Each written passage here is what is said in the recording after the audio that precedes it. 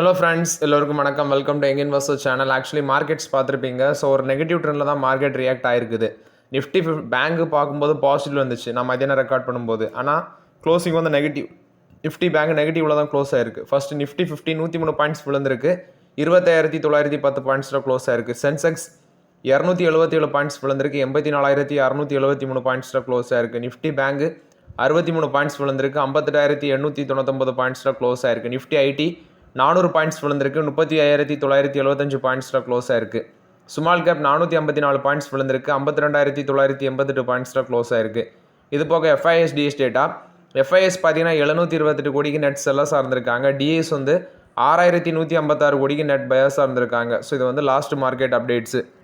First பார்த்தீங்கன்னா Infosys actually last மார்க்கெட்டில் 1.5% விழுந்துருந்துச்சு. 1486 close ஆயிருந்துச்சு.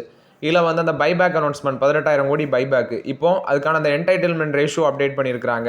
So first share ஹோல்டர்ஸ்க்கு பார்த்தீங்கன்னா ரீட்டைல் இன்வெஸ்டர்ஸ் அல்லது வந்து ஸ்மால் ஷேர் ஹோல்டர்ஸ் அவங்களுக்கு 2:11 அந்த ரேஷியோவில், அதாவது நீங்கள் 11 இன்ஃபோசிஸ் ஷேர் வச்சுருக்கீங்க அப்படின்னா உங்களுக்கு இந்த ரைட் இஷ்யூவில் 2 ஷேர் வந்து கிடைக்கும் அப்படிங்கிறத மென்ஷன் பண்ணியிருக்கிறாங்க.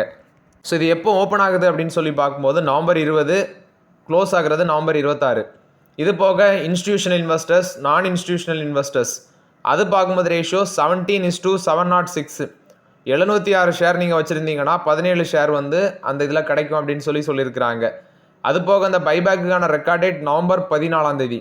இன்ஃபோசிஸ் பைபேக்கான ரெக்கார்ட் டேட் நவம்பர் 14 அப்படின்னு சொல்லியிருக்கிறாங்க. இப்போ ஸ்மால் ஷேர் ஹோல்டர்ஸ் அல்லது வந்து ரீட்டைல் ஷேர் ஹோல்டர்ஸ் அவங்க எந்த கேட்டகரியில் வருவாங்கன்னா 2 லட்சம் வேல்யூக்கு அவங்க ஷேர் கேபிட்டல் வச்சுருக்காங்க அப்படின்னா அவங்க வந்து இந்த நாமினலில் வருவாங்க. ரீட்டைல் ஷேர் ஹோல்டர்ஸ் அந்த கேட்டகரியில் வருவாங்க. அதுக்கு மேலே வச்சுருக்காங்க அப்படின்னா அந்த இன்ஸ்டிடியூஷனல், நான் இன்ஸ்டிடியூஷனல் அந்த கேட்டகரியில் வருவாங்க. ஸோ இது வந்து இன்ஃபோசிஸ் பைபேக்கை பொறுத்த வரைக்கும் அப்டேட்டு. நெக்ஸ்ட் பார்த்தீங்கன்னா ஒண்டர்லா வந்து தமிழ்நாட்டில் ஓப்பன் பண்ண போகிறாங்க டிசம்பர் 2. ஆக்சுவலி நம்மளோட சிஎம் வந்து பார்த்தீங்கன்னா டிசம்பர் 1 அதை இனாக்ரேஷன் பண்ணிட்டோம். டிசம்பர் 2 அங்கே பீப்புள்ஸ் போகிற மாதிரி அதை வந்து ஓப்பன் பண்ண இருக்கிறதாட்ட அப்டேட் கொடுத்துருக்காங்க. ஸோ இந்த பார்க் வந்து 611 crores இன்வெஸ்ட்மெண்ட்டில் இதை பில்ட் பண்ணியிருக்கிறாங்க. கிட்டத்தட்ட 43 ரைட்ஸ் ஃபியூச்சர்ஸ் இருக்குது.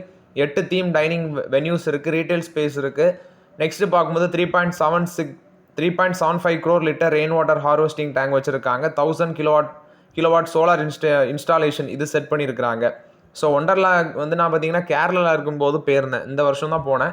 ஐ திங்க் மே அந்த டைமில் போனேன். அப்போ வந்து பார்த்தீங்கன்னா ஒண்டர்லா அங்கே வந்து நல்லா தான் இருந்துச்சு. மேபி அதை விட நிறைய ஃபியூச்சர்ஸ் இங்கே இருக்கும் அப்படின்னு சொல்லி நான் எக்ஸ்பெக்ட் பண்ணுறேன். ஸோ முடிஞ்சால் நீங்கள் வந்து ட்ரை பண்ணி பார்த்துட்டு கமெண்டில் சொல்லுங்கள். இது வந்து சென்னையில், அதாவது கேரளாவில் இருக்குது, பெங்களூரில் இருக்குது. இப்போ அவங்க வந்து பார்த்தீங்கன்னா சென்னையிலையும் கொண்டு வந்திருக்காங்க. நெக்ஸ்ட் பார்த்தீங்கன்னா மஹேந்திரா குரூப்போட சிஓ இருக்கிற அனிஷ் ஷா இவர் வந்து என்ன அப்டேட் கொடுக்குறாருன்னா எங்களுக்கு 28% ஆஃப் த ரெவன்யூ வந்து ஆட்டோ செக்மெண்ட்ல தான் வருது அப்படின்னு சொல்லி அப்டேட் கொடுத்துருக்காங்க. ஸோ எஸ்இவி செக்டர், டிராக்டர் செக்டர் இந்த செக்டரை தவிர்த்து நாங்கள் எங்களோட பிஸ்னஸை டைவர்சிஃபை பண்ண போகிறோம் அப்படின்னு சொல்லி ஒரு அப்டேட் கொடுத்துருக்காரு. அது என்னென்ன செக்டர்னு பார்க்கும்போது farm mechanism, finance, holidays, life spaces, aero structures, security solutions, renewables இந்த செக்மெண்ட்டில் நாங்கள் பிஸ்னஸஸ் எக்ஸ்பேண்ட் பண்ண போகிறோம் அப்படின்னு சொல்லியிருக்காங்க. அதாவது டைவர்சிஃபை பண்ண போகிறோம். இது மூலமாட்டு எங்களுக்கு ரெவன்யூ பார்த்தீங்கன்னா இன்க்ரீஸ் ஆகும், வேரியஸ் செக்டார்லேருந்து ரெவன்யூ வரும் அப்படின்னு சொல்லி மஹேந்திரா குரூப்போட சிஇஓ இருக்கிற அனிஷ் ஷா அவர் வந்து இந்த அப்டேட்டை கொடுத்துருக்காரு.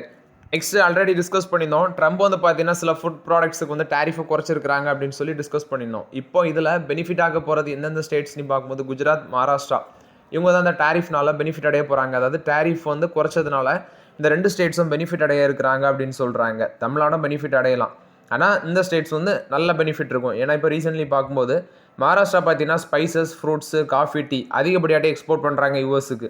இதில் குஜராத் மட்டுமே இந்தியாவோட ஸ்பைஸ் எக்ஸ்போர்ட்டில் 24% கான்ட்ரிபியூட் பண்ணுறாங்க. அது என்னென்ன ப்ராடக்ட்ஸ்னு பார்க்கும்போது கியூமின், ஃபெனல், ஜிஞ்சர் இதெல்லாமே பார்த்தீங்கன்னா குஜராத் வந்து அதிகப்படியாட்டே எக்ஸ்போர்ட் பண்ணுறாங்க.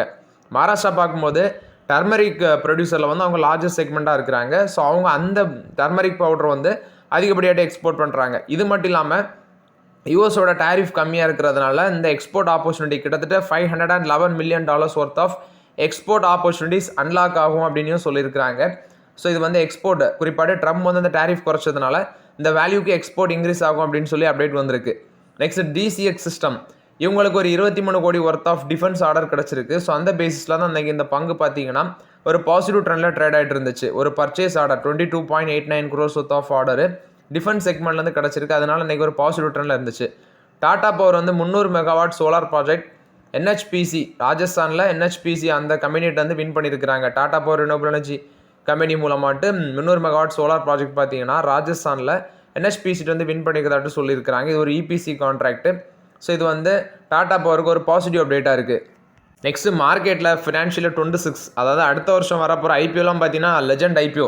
First Reliance, Jio, Flipkart, NSC, இது மாதிரி NSC, OYO, PhonePe, next SBI mutual fund, இது மாதிரி முக்கியமான கம்பெனிஸோட ஐபிஎஸ்லாம் வர இருக்குது. ஸோ இதோட வேல்யூ பார்க்கும்போது $20 பில்லியன் அளவுக்கு ஃபண்ட் ரைசிங் ஆகும் அப்படின்னு சொல்கிறாங்க. இதில் பெரிய கம்பெனின்னு பார்க்கும்போது அந்த ரிலையன்ஸ் ஜியோ தான்.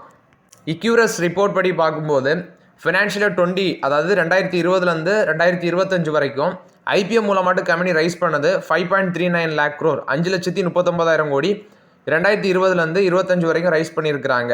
ஆக்சுவலி 20 வருஷம் பீரியடில் இதுக்கு முன்னாடி 2000 2020 வரைக்கும் பார்க்கும்போது 4.5 lakh crore தான் இந்த ஐபிஓ மூலமாட்டு கம்பெனி ரைஸ் பண்ணியிருக்காங்க. பட் அதை விட ஜாஸ்தியாட்டு ஜஸ்ட் 5 இயர்ஸில் பார்த்தீங்கன்னா கம்பெனி ரைஸ் பண்ணுறாங்க. ஆவரேஜ் ஆட்டு ஐபிஓ சைஸ் பார்க்கும்போது லாஸ்ட் 5 இயர்ஸில் 2020 25 வரைக்கும் பார்க்கும்போது 1605 கோடியாக இருக்குது. ஆனால் நான் சொன்ன அந்த 20 வருஷம் டைம் பீரியடில் பார்க்கும்போது ஆவரேஜ் ஆட்டு 692 கோடியாக இருக்குது. பட் அந்த டைமில் அந்த அமௌண்ட் ஒரு பிக் வேல்யூவாக இருக்கும். பட் இந்த டைமில் இந்த அமௌண்ட் ஒரு வேல்யூவில் இருக்கும். நெக்ஸ்ட் அக்ஸோ நோபல் என்வி, இவங்க வந்து ஒரு பெயிண்டிங் கம்பெனி. ஸோ இவங்க வந்து பார்த்தீங்கன்னா $9.2 பில்லியன் ஒர்த் ஆஃப் ஸ்டேக் வந்து அக்சல்டா கோட்டிங், அது வந்து இவங்களுக்கு ரைவல் செக்மெண்ட்டில் இருக்கிற கம்பெனி. அதில் $9.2 பில்லியன் ஒர்த் ஆஃப் ஸ்டேக் வந்து இவங்க அக்யூசிஷன் பண்ணுறாங்க. இன்றைக்கி இந்த அக்ஸோ நோபல் என்வி மேலே போகிறதுக்கு ஒரு முக்கிய ரீசனாக இருக்குது ஸ்டாக் ப்ரைஸ் மேலே போனதுக்கு. ஏன்னா அவங்களுக்கு ரைவலாக இருக்கிற கம்பெனியில் ஆக்சல்டா கோட்டிங் சிஸ்டம் லிமிடெட் அதில் $9.2 பில்லியன் ஒர்த் ஆஃப் ஸ்டேக் வாங்க போகிறதாட்ட அப்டேட் கொடுத்துருக்காங்க. டீல் படி பார்க்கும்போது ஆக்ஸோ நோபல் பார்த்தீங்கன்னா ஆக்ஸோ நோபல் வந்து 55% ஆஃப் த ஸ்டேக் வந்து இந்த மெர்ஜ் என்டிட்டியில் ஓன் பண்ணுவாங்க. ரிமைனிங் 45% ஸ்டேக் வந்து ஆக்சல்டா ஷேர் ஹோல்டர்ஸ் ஓன் பண்ணுவாங்க அப்படின்னு சொல்லி அப்டேட் கொடுத்துருக்காங்க. ஆக்சுவலி இந்த இது டாட்டாவோட ட்ரெண்ட், அந்த ட்ரெண்ட் கம்பெனியோட ஸ்டுடியோ அப்படிங்கிற ஒரு பிஸ்னஸ் இருக்குது. அந்த ஸ்டுடியோ பிராண்ட் பார்த்தீங்கன்னா சவுத் இந்தியாவில் தான் அவங்களோட ஃபேஷன் ரீட்டைல் செக்மெண்ட்டை அதிகப்படியாட்டு வச்சிருக்கிறதாட்டு இந்த அப்டேட் வருது. இதில் பார்க்கும்போது 833 ஸ்டோர்ஸ் வந்து நேஷன் வைடு வச்சுருக்காங்க. அந்த 833 ஸ்டோரில் மகாராஷ்டிரா பார்த்தீங்கன்னா ஹையஸ்ட் நம்பர் ஆஃப் ஸ்டோர்ஸ், கிட்டத்தட்ட 118 ஸ்டோர் வச்சுருக்கிறாங்க. இல்லை ஸ்டுடியோ வந்து தமிழ்நாடு அக்ராஸ் பார்க்கும்போது 282 ஸ்டோருன்னு சொல்கிறாங்க. அதாவது தமிழ்நாடு, ஆந்திர பிரதேஷ், கர்நாடகா, கேரளா, தெலுங்கானா இது எல்லாம் சேர்த்து 282 ஸ்டோர்ஸ் வச்சுருக்காங்க. பட் மகாராஷ்டிராவில் மட்டும் 118 ஸ்டோர் வச்சுருக்கிறாங்க. ரஃப்லி பார்க்கும்போது இந்த சவுத் ஸ்டேட்ஸில் சவுத் இந்தியாவில் அவங்களோட பிஸ்னஸ் 34% இந்த ஸ்டுடியோ பிராண்ட் வந்து ரன் பண்ணிட்டு இருக்கதாட்ட அப்டேட் கொடுத்துருக்காங்க. ஸோ இது வந்து ட்ரெண்டோட ஸ்டுடியோ பொறுத்த வரைக்கும் அப்டேட்டு. நெக்ஸ்ட் ஹிந்துஸ்தான் யூனிலிவர் லிமிடெட்ல வந்து அப்டேட்டு. பாபி பரிக் பார்த்தீங்கன்னா நெக்ஸ்ட் 5 இயர்ஸுக்கு இண்டிபெண்டன்ட் டைரக்டராட்ட அப்பாயின்ட் பண்ணுறாங்க ஹிந்துஸ்தான் யூனிலிவர் லிமிடெட்ல. இது வந்து 5 இயர் டேர்மு இண்டிபெண்டன்ட் டைரக்டராட்ட அவங்களோட போர்டில் அப்பாயின்ட் பண்ணுறாங்க. December 1 இது எஃபெக்டிவ் வருது.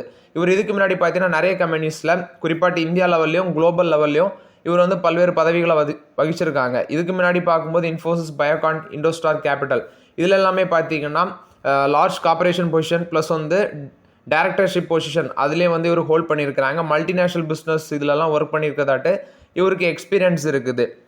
ஸோ இது வந்து ஹிந்துஸ்தான் யூனிலிவர் லிமிடெடுக்கு ஒரு பாசிட்டிவ் அப்டேட்டாக இருக்குது.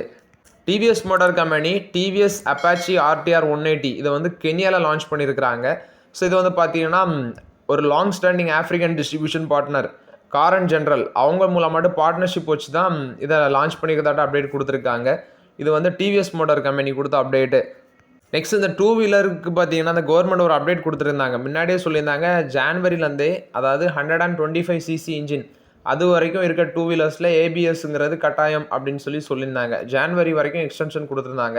இப்போ கவர்மெண்ட் சொல்கிற டேட்டா படி பார்க்கும்போது மேபி அந்த எக்ஸ்டென்ஷன் ஜான்வரியை தாண்டி போகலாம் அப்படிங்கிற ஒரு அப்டேட்டும் வந்திருக்குது.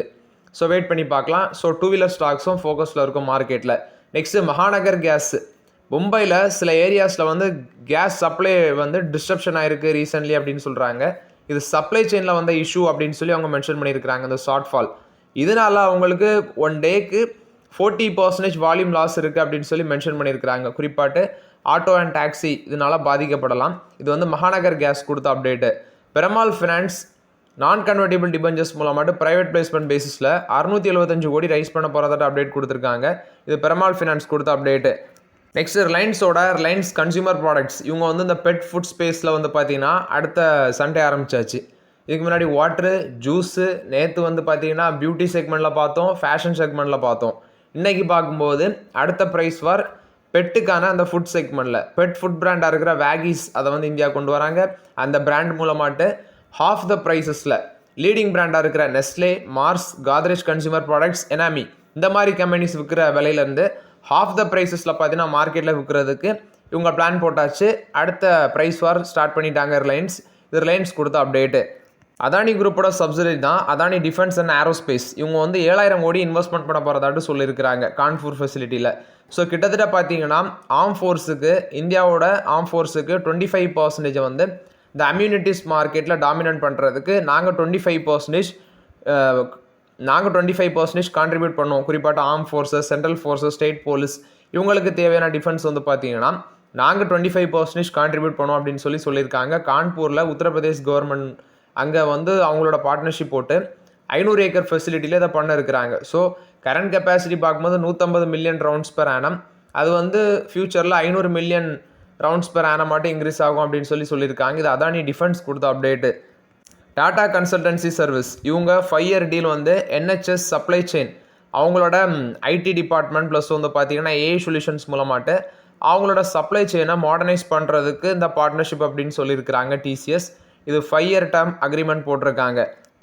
நியூஜென் சாஃப்ட்வேர் டெக்னாலஜிஸ் அவங்களோட யூகே பிஸ்னஸ் 1.47 மில்லியன் யூரோ அந்த ரேஞ்சுக்கு பார்த்தீங்கன்னா ஆர்டர் வின் பண்ணியிருக்கிறதாட்ட அப்டேட் கொடுத்துருக்காங்க. நியூஜென் சாஃப்ட்வேரோட யூகே சப்சிடரி, நியூஜென் சாஃப்ட்வேர் டெக்னாலஜிஸோட யூகே சப்சிடரி அவங்க வந்து இந்த ஆர்டர் வின் பண்ணியிருக்கிறதாட்ட அப்டேட் கொடுத்துருக்காங்க. கிரேட் பிரிட்டிஷ் பவுண்ட் அப்படின்னு சொல்லுவாங்க. 1.4 மில்லியன் கிரேட் பிரிட்டிஷ் பவுண்ட் அளவுக்கு ஒரு ஆர்டர் வின் பண்ணியிருக்கிறாங்க. ஸோ ஓகே ஃப்ரெண்ட்ஸ், ஆக்சுவலி இந்த வீடியோவில் சில இம்பார்ட்டன்ட் அப்டேட்ஸ் எல்லாமே டிஸ்கஸ் பண்ணோம். இந்த வீடியோ உங்களுக்கு பயனுள்ளதாக இருந்துச்சுன்னா லைக் பண்ணுங்கள், சப்ஸ்கிரைப் பண்ணுங்கள், கமெண்ட் பண்ணுங்கள். Okay friends, thank you.